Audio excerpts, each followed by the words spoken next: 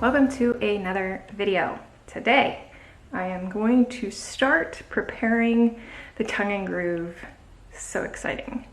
So I'm going to be working in sections. I'm going to bring a stack of the tongue and groove in here, and then I'm going to square off the ends, and then I'm going to lay them out and start staining them. I can only do, a certain amount at a time. So then after those are dry, I'll stack them up and repeat that process until they're all done. So as I said previously that we were going to add the tongue and groove to the ends of the boards so that way they could float in between studs. What my dad has decided is that we're actually going to spline those joints.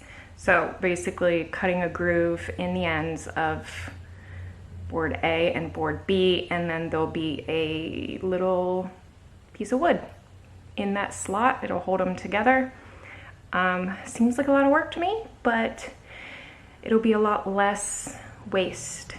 And what I've decided to do is just go ahead, square up all the boards on the ends, stain all the boards, and then as we go, because there'll be, obviously there'll be cuts around doors and windows and angles on the roof and stuff like that. So then as we go, we'll add that slot where necessary, and then I'll just have to add a little stain anywhere that we've had to cut it. So that's the plan, and it's warm out here today, so I am going to get started before it gets any hotter.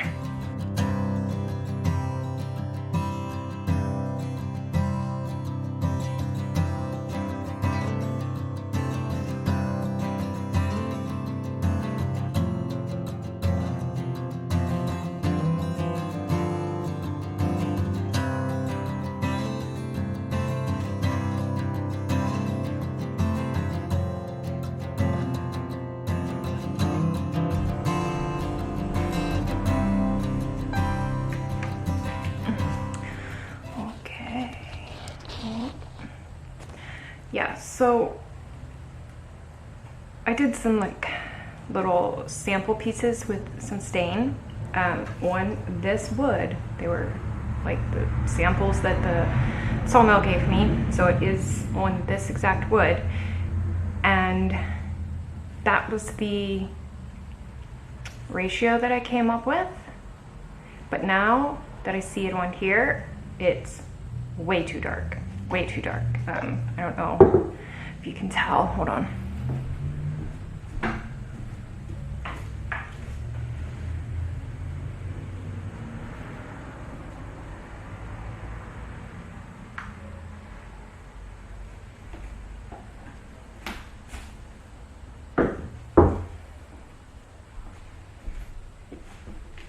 So that was 50-50 early American and weathered oak, which I bought a whole bunch of. So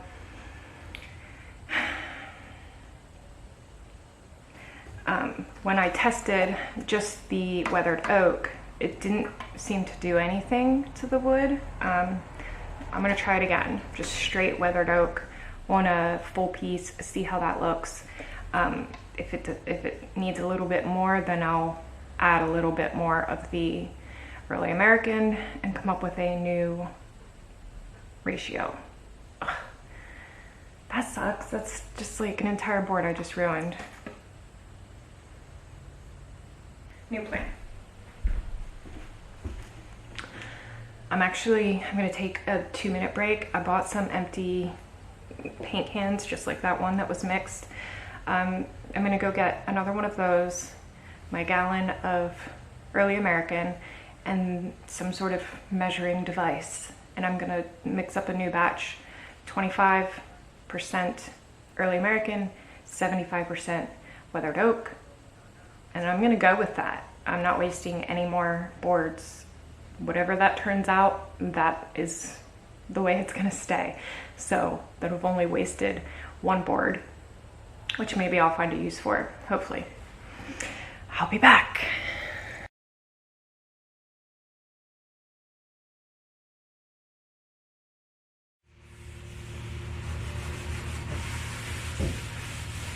Oh, yes, yes, yes, yes. All right, there we go. So much better. Oh, thank God.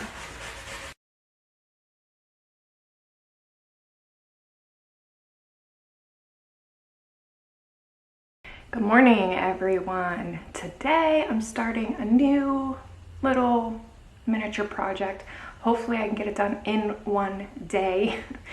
And it's kind of a 2-for-1 project because I mentioned before that I was making these honeycomb shape shelves, and I'm finally doing that. But not only is it going to be a shelf, but I'm also going to make 2 of them and turn them into dog food and water bowl stands, you know, like an elevated dog feeder. So that is the plan for today. It's early, it's nice outside. Well, it's actually really cloudy, gloomy, looks like it's gonna rain, but it's like 70 degrees and breezy, which is perfect. So step 1 is going to be cutting some lumber. So 1x4s, super cheap. They're like $2 a board for like an 8-foot long board. And I'm gonna start by cutting these at a 30-degree angle at, I think I calculated 5.5 inches for the dog bowls. The shelves, you can make them as big or as small as you like. But for this project, it's gonna be 5.5 inches at the longest part of the bevel. And the way it's cut is both angles, like on your board, both angles will be going like this, which I'll show you after I get some of these cut. I'm going to need 6 per shelf or feeder. So for this project, I need 12, 6 for one, 6 for the other. Okay, so this is what that is looking like so far.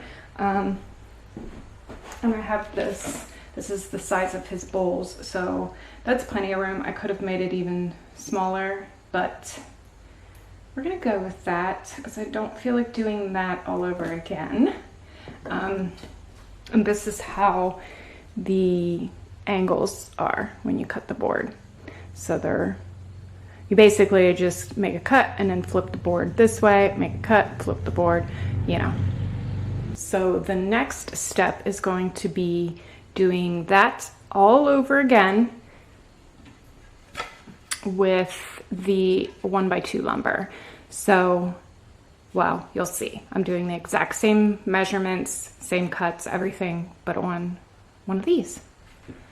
Okay, so now we have these pieces, which I'm going to put around the top as like, you know, an overhang lip kind of thing. One thing, I don't know if this is something I can fix, if anybody has any advice, but like my saw every single time leaves this little thing. Like my blade doesn't go all the way to the back when it's cutting. So next I'm just gonna sit down here on the floor and sand everything really good, and then we'll move on to the next step.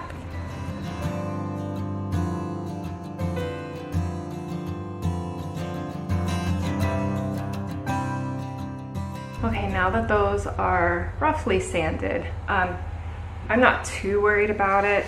I was just using, you know, the cheapest lumber. You could use nice lumber if you were going to make this for yourself or for somebody else, but I wasn't that concerned with it. So I just took the, you know, the splintery stuff off. Some of them are pretty bad. One that I tried to show, this one here is pretty bad. Luckily, because of the angle here, this is gonna be on the inside. You're never even gonna see that. So next step. All right, so I haven't quite figured out the best way to attach these yet. Obviously glue for the larger pieces. I don't have like a pocket hole jig or anything like that.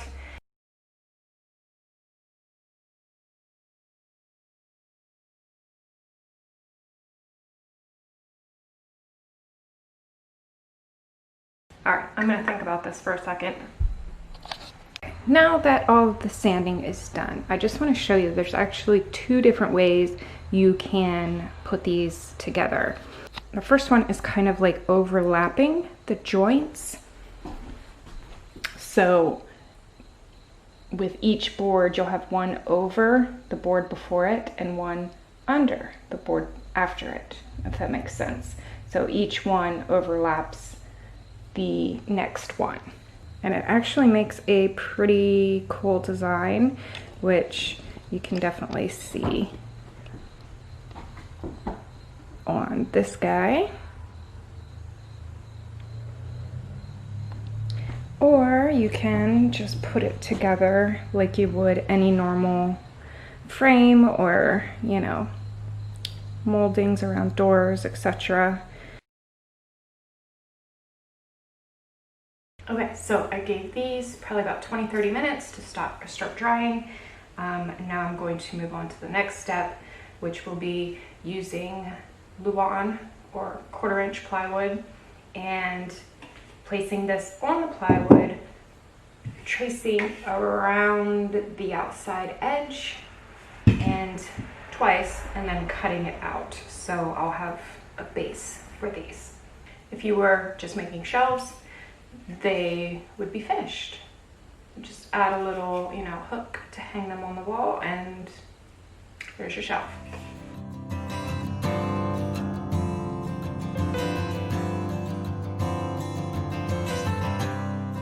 All right, so now that these are cut out, these are the bottoms, and I'm going to clean them up and sand them really good because this wood is disgusting dirty.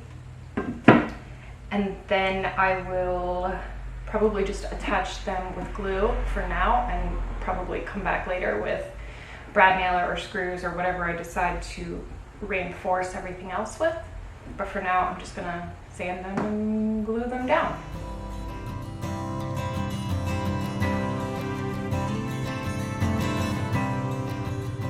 Good morning. So it is now Saturday. I let that stain dry overnight. Don't know if I really had to, but basically just didn't have time to come back out and finish it. So it's early, it's about 8 a.m. I have so much stuff to do today. So I'm gonna get this done first and then move on, which I'll take you guys with me because tonight my friend is having her annual lobster party.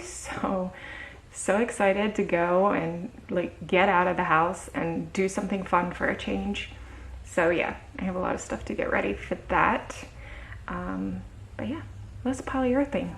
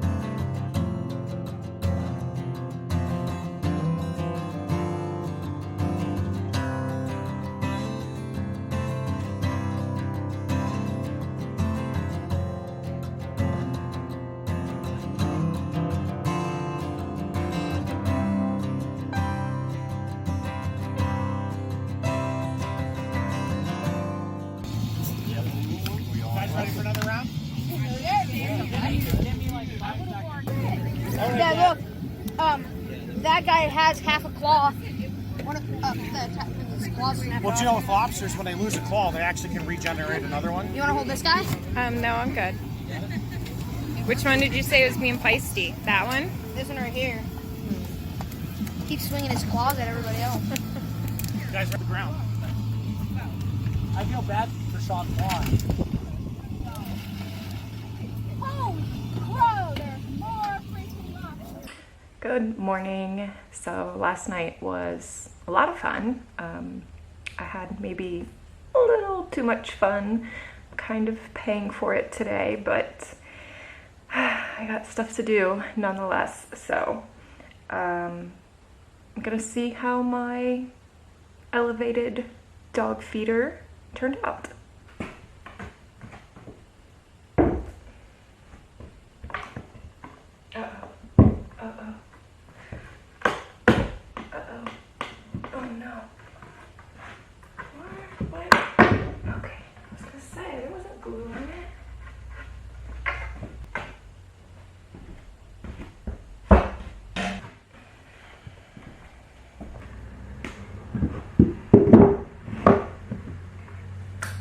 So I have to say, I am so happy with the way they turned out and proud of myself because they look pretty damn good. I mean, hey guys, so it's been a pretty productive week, I have to admit.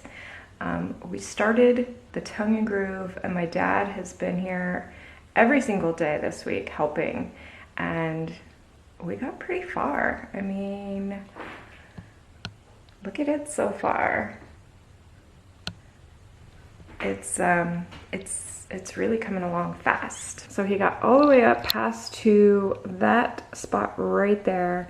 That is where one of my mini splits is going. That'll be my heat and air conditioning.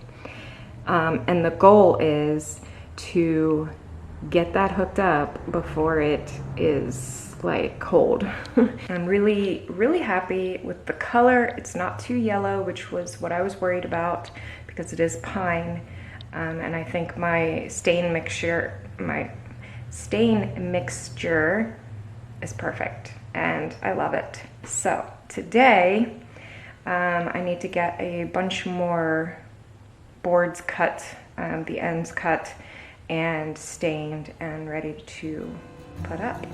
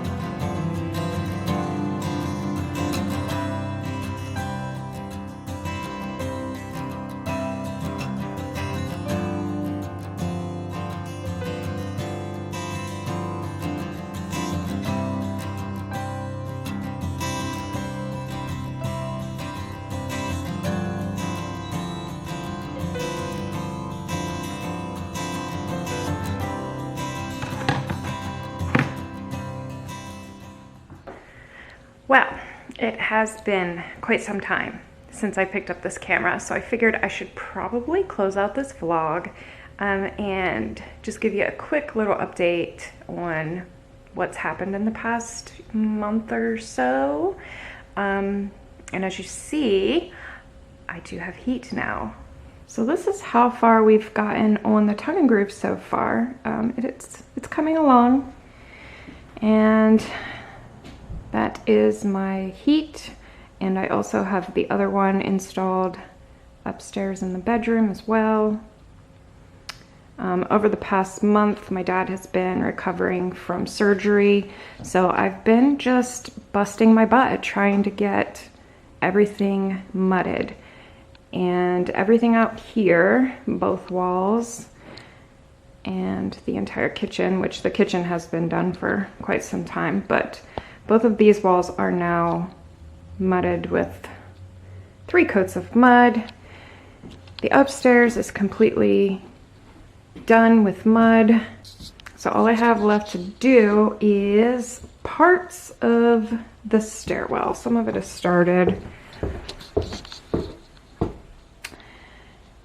But those areas up there have not gotten to yet because of where they're at.